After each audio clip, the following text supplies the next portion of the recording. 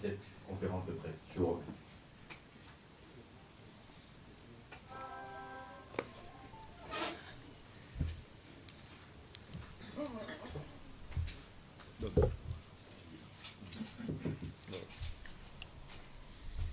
Mesdames et messieurs de la presse, mesdames et messieurs de la direction du parti, monsieur le secrétaire général, monsieur le vice-président, je voudrais remercier mes amis de la presse d'avoir répondu une nouvelle fois présent. J'y suis très sensible, d'autant que je sais que cette journée était une journée très chargée pour vous et que vous avez dû faire preuve d'ubiquité pour pouvoir couvrir toutes les manifestations qui se déroulent au cours de ce fameux lundi. Moi, je vous ai appelé parce que je veux vous laisser un message. Depuis des mois, mon parti ne cesse de tirer la sonnette d'alarme pour dénoncer le fait que tous les ingrédients d'une crise préélectorale sont en train de se mettre en place. Aujourd'hui, le triste constat que nous faisons est que nous y sommes de plein pied. La contestation a laissé la place à la confrontation. La Côte d'Ivoire est au bord du gouffre, à quelques doigts, j'ose le dire, d'une guerre civile qu'on préfère maquiller sous le couvert d'un nom plus rassurant, je l'avoue, les conflits intercommunautaires. Ce qu'il nous a été donné de voir et de vivre à 2 mois de la présidentielle augure de moments difficiles. Déjà, les élections locales en 2018 étaient annonciatrices de ce qui allait pouvoir se passer en 2020. Rappelez-vous, 12 morts pour un scrutin sans aucun enjeu national. Aujourd'hui, les facteurs d'une crise post-électorale plus meurtrière que celle de 2010, qui a pourtant marqué les esprits, se mettent en place. Des dégâts très importants, 26 morts, plus de 400 blessés. Nous exprimons toute notre compassion aux familles des victimes. Ces affrontements communautaires dressent dans un face-à-face haineux des Ivoiriens du Sud à des Ivoiriens du Nord, et d'un autre côté, des autochtones à des Malaquais étrangers. Daoukro, Bonois, Divo, Doussi, Yopougon, de nombreuses villes de Côte d'Ivoire se sont soulevées pour dire non au 3e mandat que veulent nous imposer le président Ouattara et le RHDP.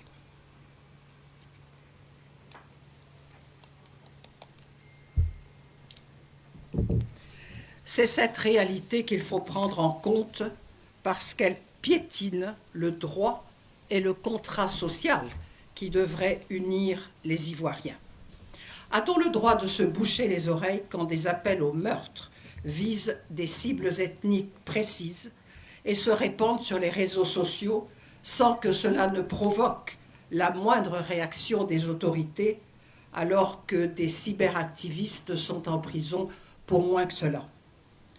Tout a été dit sur le 3e mandat et l'URD s'aligne sur les éminents juristes, sur les agrégés de droit ivoiriens, ceux qui ne compromettent pas leur intégrité morale par des contorsions et des arguties juridiques.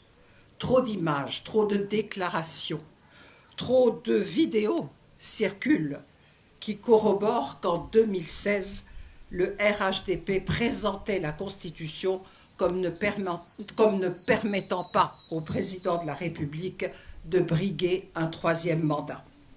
Ce sont ces reniements successifs qui alimentent la colère et la rupture de confiance entre le RDR et nos compatriotes. Toutes les justifications possibles n'effaceront pas la promesse faite le 5 mars 2020 par M. Alassane Ouattara de passer le flambeau à une jeune génération et de ne plus se présenter à la présidentielle. Le peuple de Côte d'Ivoire souffre. Il est dédaigné, maltraité, humilié par une caste arrogante.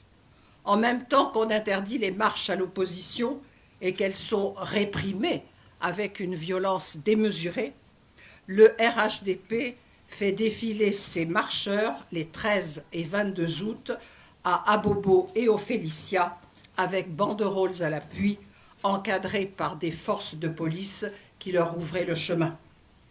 Faites ce que je vous dis, mais ne faites surtout pas ce que je fais, est un slogan qui peut prêter à sourire. Mais ayons toujours en mémoire que l'injustice est souvent la mère des révoltes. À l'initiative de la société civile, à laquelle s'est jointe la jeunesse des partis de l'opposition, puis quelques jours plus tard les femmes, ces manifestants et manifestantes aux mains nues ont subi la fureur des forces de l'ordre, appuyées par des milices que nous appelons communément les microbes. Pulchérik Ballet, de la société civile, a d'abord été enlevé avant d'être arrêté. 5 autres dames du GPS, dont leur leader, Anne-Marie Bonifon, sont en prison, ainsi que beaucoup d'autres manifestants. Leur crime, celui d'avoir exprimé leur opinion, qui est un droit constitutionnel garanti par tout État qui se proclame État de droit, et c'est ce que nous rappelle Amnesty International. Eh bien, même ce droit nous est confisqué et la répression a été brutale et disproportionnée. L'ambassade des États-Unis, seul pays à avoir jusqu'ici pris une position claire, rappelle que les libertés d'expression, de rassemblement, et je le cite, sont au cœur d'une démocratie fonctionnelle et que la répression et l'intimidation n'ont pas de place en démocratie.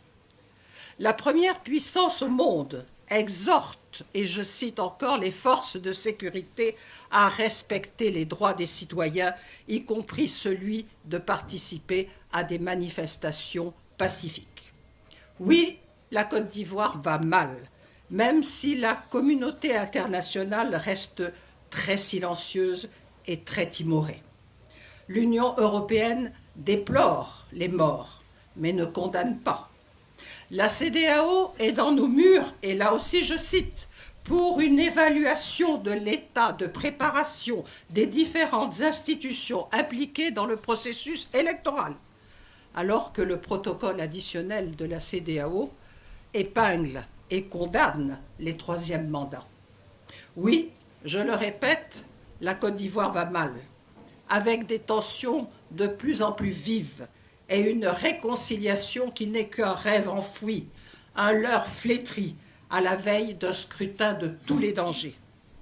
La Côte d'Ivoire souffre, elle souffre de malgouvernance, d'insécurité, de corruption, du laxisme de ses dirigeants face à la pandémie du Covid-19 qui fait dire au président de la République que l'on s'en fout du corona, et là aussi, je cite.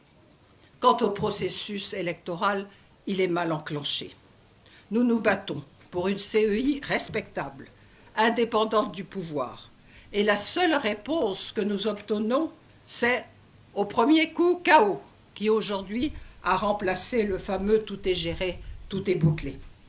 Cela relève plus de la méthode Coué, où il suffit de dire que tout va bien pour que l'on croie que tout est pour le mieux dans le meilleur des mondes, que d'une saine évaluation des rapports de force, et cela nous conforte dans notre suspicion de fraude massive.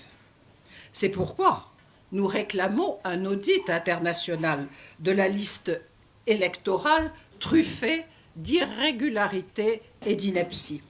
Une liste électorale qui ne reflète pas la réalité du corps électoral. Pourquoi le recensement a-t-il été bâclé ? Comment peut-on se glorifier d'une liste qui ne compte que 7,5 millions d'inscrits, alors qu'on était en droit d'en attendre 12 millions et qu'on nous en avait annoncé 11 millions. Et comble de la provocation et de la manipulation politicienne, rayé de la liste électorale l'illustre nom du président Laurent Gbagbo, celui de Guillaume Soro et de Charles Blé Goudet.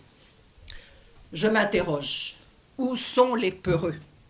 Ne faut-il pas les chercher parmi ceux qui se sentent obligés d'éliminer de la course des concurrents de poids?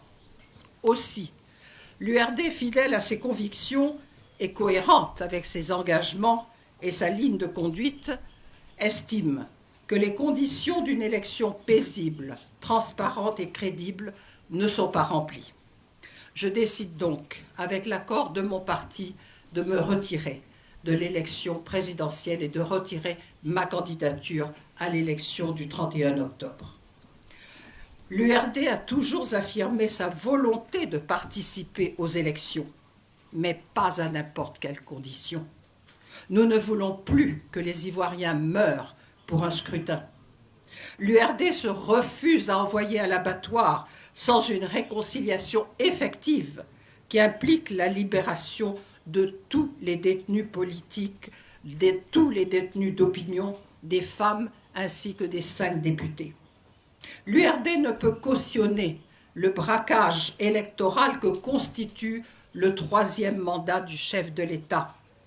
Mon parti rejette toute idée de laisser cette commission électorale indépendante, une institution qui n'a aucune légitimité à nos yeux, contrôler le processus électoral. Et l'URD tient aussi à marquer sa défiance à l'égard du Conseil constitutionnel, dominé par des proches de M. Alassane Ouattara, qui lui sont donc redevables. Cela veut-il dire que nous voulons un report des élections? Dans notre entendement, cela n'est pas concevable, car nous ne pouvons imaginer que le mandat du président de la République puisse s'étendre au-delà du 31 octobre. En effet, à partir de cette date, nous considérons que le chef de l'État n'a ni légitimité ni légalité et une transition concertée s'impose.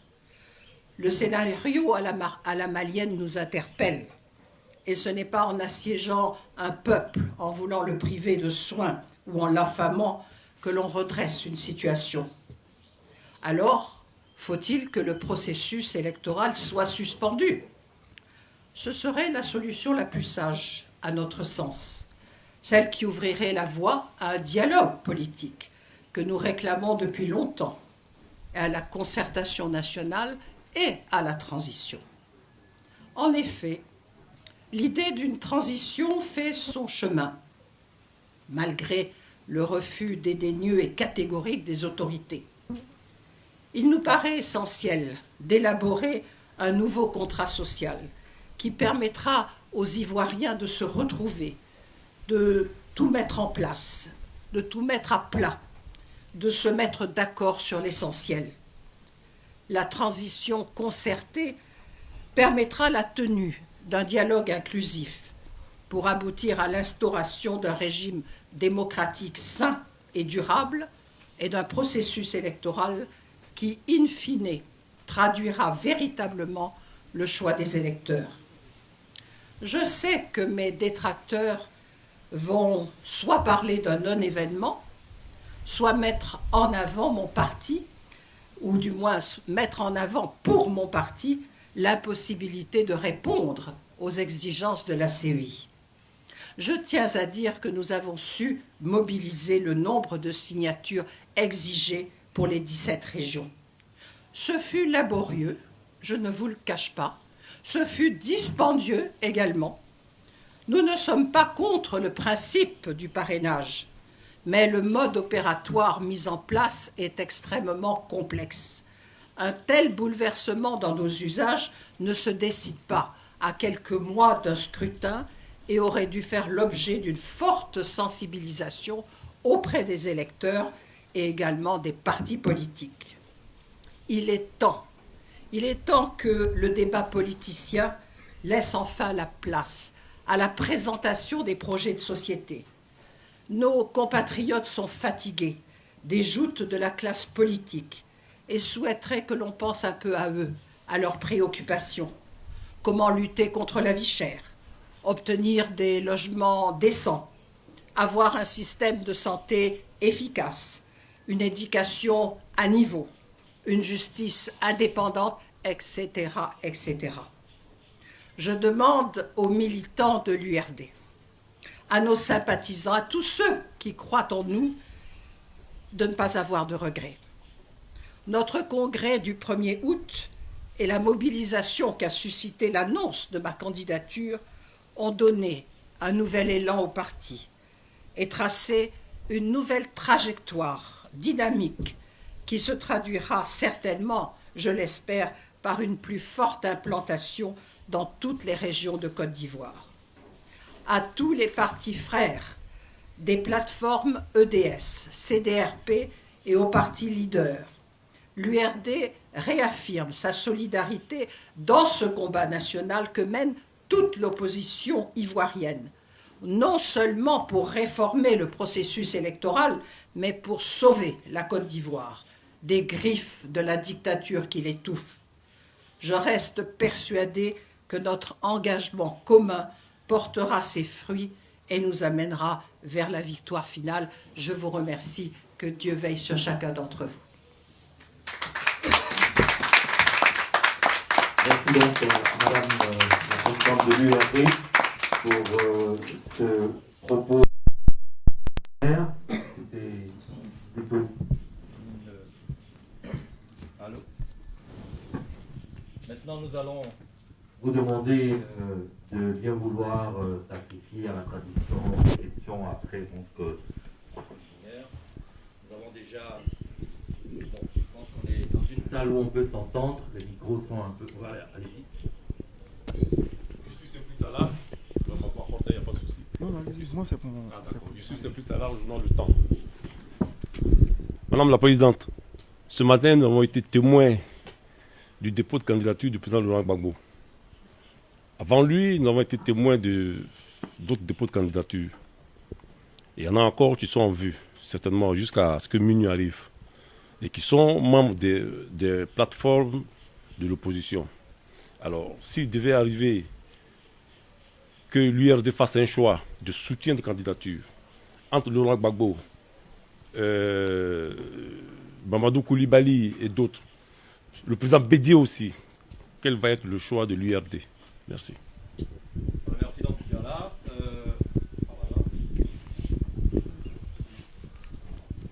Je suis Jérôme B, le quotidien Le Nouveau Réveil. On vous a suivi un peu depuis un peu plus de, on va dire, 1 an. Vous parlez toujours d'une transition qui s'impose. Je voulais que vous puissiez revenir un peu sur la question. Pour vous, qui doit diriger cette transition? Est-ce que c'est le politique qui doit diriger cette transition? Parce que quand on parle de transition, la majorité présidentielle pense déjà à un coup d'État. Ça effraie un peu. Est-ce que vous pouvez nous éclairer sur cette situation? Pour vous, qui doit diriger la transition et comment doit se passer cette transition? Merci. D'autres questions? On répond à ces 2 premières questions et ensuite on avisera. Madame.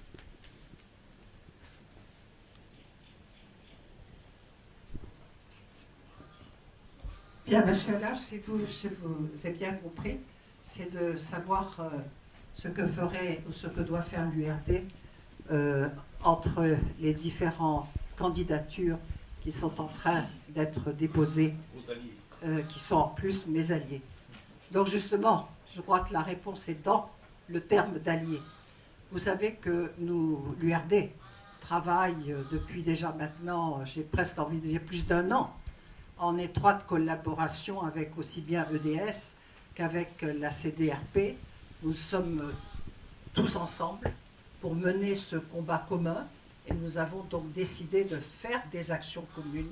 Et je tiens à dire, et je tiens à le souligner, que la position prise aujourd'hui par mon parti ne va nullement avoir le moindre impact sur la collaboration et sur le combat commun que nous menons avec nos alliés. Donc, nous avons toujours dit qu'au premier tour, il y avait la possibilité pour les uns et pour les autres de se présenter, mais qu'il était évident qu'au 2e tour, nous allions parler d'alliance, ça ne serait plus d'accord, mais d'alliance, de désistement, de choix de celui qui serait le mieux placé pour pouvoir prendre le pouvoir. Donc nous restons tout à fait dans cette ligne-là. Nous nous réjouissons que les dépôts de candidature aient pu se faire sans qu'il y ait de répression, parce que nous avons eu quelques craintes lorsque nous avons appris qu'un arrêté ministériel effaçait l'arrêté pris par le maire de Cocody, mais heureusement, toutes les choses se sont bien passées. Les uns et les autres peuvent présenter, ou du moins déposer leur candidature. Maintenant, il appartiendra évidemment au Conseil constitutionnel de pouvoir trancher. Donc, n'ayez crainte. La force que nous sommes en train de constituer, parce que maintenant, on nous a tellement dit que nous étions émiettés, nous donnons maintenant vraiment, nous sommes en train de démontrer, nous faisons la démonstration que l'opposition n'est pas émiettée. Et je tiens aussi à dire que même si nous ne réunissons pas autour de nous toute l'opposition, nous savons très bien que sur les grandes orientations, l'opposition a des positions communes. Donc, il est évident que nous allons continuer à tendre la main à tous nos frères et sœurs qui sont encore dans des partis de l'opposition pour que nous essayions de former un front commun pour faire barrage à cette autocratie que nous combattons. Au niveau de la transition, je crois que mon parti a eu déjà à s'exprimer plusieurs fois et nous avons toujours tenu à ce que les choses soient claires. Et il faut qu'elles soient d'autant plus claires que nous avons le scénario malien qui est là. Nous avons toujours dit que nous prônions, nous recommandions une transition, mais que nous ne voulions pas qu'elle nous soit imposée par un coup d'État. Nous savons que le pays va mal, le pays est divisé. Le pays est en train de se lever contre ceux qui nous dirigent. À ce moment-là, nous disons, ne sommes-nous pas assez mûrs pour organiser un dialogue politique, une concertation nationale qui réunisse toutes les forces vives de ce pays pour que nous puissions tout mettre à plat. Bien sûr, il y a le processus électoral, mais je pense qu'il n'y a pas que ça. Il y a la santé, il y a l'éducation, il y a les transports pour éviter tous ces nombreux accidents. Il faut remettre en place un certain nombre de valeurs. Donc il faut que tous les dossiers puissent être mis à plat afin qu'un nouveau contrat social puisse être déterminé avec toutes les forces vives. Quand je dis toutes les forces vives, il est évident que le RDR fait partie de ces forces vives et qu'une transition se discute surtout au niveau d'une assemblée constituante. Et cette assemblée constituante, elle est composée des forces vives de la nation, de la société civile, des partis politiques. Et à ce moment-là, les uns et les autres ont leur mot à dire. Donc, nous, c'est cette transition concertée que nous demandons, que nous voulons, parce que nous pensons que la déchetterie à des militaires d'avoir la tentation de faire un coup d'État. Parce que nous savons que c'est quand le désordre civil est là que les militaires se disent « bon, ben écoutez, il faut qu'on vienne mettre de l'ordre ». Nous voulons éviter à tout prix cette chose-là, et c'est pour ça que nous disons qu'il faut penser à une transition. Lorsque je l'ai dit, je tiens quand même à souligner en toute humilité que ce n'est pas moi qui ai inventé ce mot. Il y a eu des personnes, des partis qui ont déjà défendu cette position-là. Mais lorsque je l'ai dit en 2015, je dois dire que ça n'a eu aucun impact. Quand je l'ai redit il y a moins d'un an, là, les choses ont commencé à maintenant... du moins les personnes qui m'ont entendu parler de ça ont commencé à s'interroger et je sais qu'aujourd'hui, maintenant, c'est une réflexion qui est faite au niveau d'un certain nombre de partis politiques. Quels sont les résultats de leur réflexion? Je n'en sais rien encore, mais je sais que ça fait partie des réflexions menées par un certain nombre de partis politiques de l'opposition.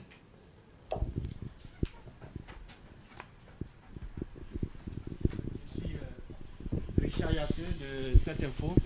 Madame la Présidente, je voudrais rebondir sur la question de mon confrère de Le Nouveau Réveil. La question était de savoir, est-ce que vous pensez déjà à quelqu'un qui pourrait diriger la transition? Je voudrais insister.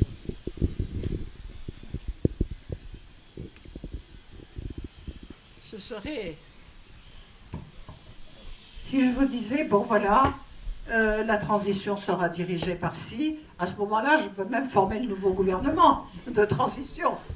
Non, ça serait vraiment de ma part vouloir mettre en place non plus une transition, mais une nouvelle autarcie. Donc il n'en est pas question. Je ne peux pas vous dire qui pourrait diriger.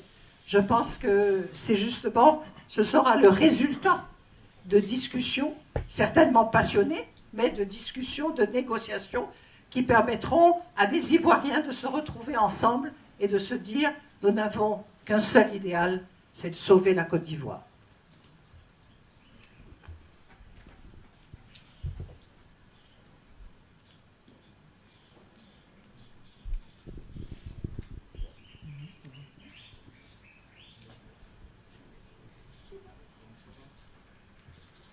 Plus de questions? Vous êtes fatigué ou j'ai été assez claire? Bien. Ben écoutez, je vais avoir pitié de vous parce que je sais que certains vont encore partir couvrir d'autres événements. Moi, je voudrais vraiment vous dire merci. Vous réitérez le fait que l'URD s'inscrit toujours dans le combat mené par l'ensemble de l'opposition pour essayer de rendre ce pays un petit peu plus démocratique. Je tiens à vous dire que la décision de ne pas se présenter alors que nous nous étions mis en position de combat, si je peux dire, pour remporter, non pas la présidentielle, mais au moins pour nous-mêmes, de montrer que nous avons des choses à dire, parce que je crois que c'est ça aussi. Je voudrais que vous vous rappeliez que une élection présidentielle au suffrage universel est quelque chose de particulier, parce qu'elle doit d'abord permettre à chaque Ivoirien, à chaque électeur, à chaque citoyen de ce pays, de se dire que virtuellement, il a le droit de pouvoir penser qu'il est capable d'occuper ce poste. Mais l'essentiel dans une élection au suffrage universel, c'est surtout de permettre aux uns et aux autres, à tous ceux qui le veulent, de pouvoir s'exprimer, de pouvoir apporter leur contribution au débat contradictoire que doit être une élection au suffrage universel. Donc il n'y a pas de petits partis, il n'y a pas de petite contribution, que ce soit à titre individuel, que ce soit à titre d'un parti. Souvent même, ces voix individuelles montrent la diversité de la voix du peuple.